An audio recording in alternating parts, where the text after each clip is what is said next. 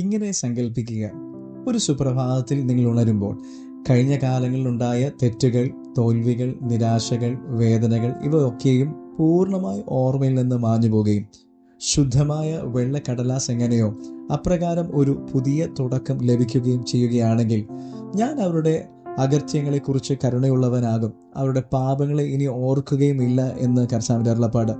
നാം ചെയ്ത തെറ്റുകളുടെ ഓർമ്മകളിൽ അടയ്ക്കപ്പെട്ടവരാണ് നാം. പരാജയങ്ങളെ നിർവചിക്കുവാൻ കഴിയാത്തവരാണ്.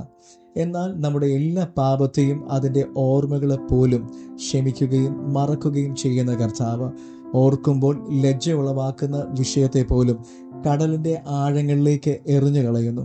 ക്രിസ്തുയേശുവിൻ്റെ രക്തത്താൽ കഴുകപ്പെട്ട നമ്മെ നമ്മുടെ കഴിഞ്ഞകാല വീഴ്ചയിലല്ല, ഇപ്പോൾ നാം ആയിരിക്കുന്ന ക്രിസ്തുവിൽ കാണുവാനാണ് ദൈവത്തിന് ഇഷ്ടം. ഇത് കരുണയുടെ അടയാളമാണ്. അതിനാൽ കഴിഞ്ഞകാല ബലഹീനതയിൽ നിന്ന് ക്രിസ്തുവിൽ സ്വാതന്ത്ര്യം നേടാം, പുതിയ തുടക്കം കുറിക്കാം. God bless you.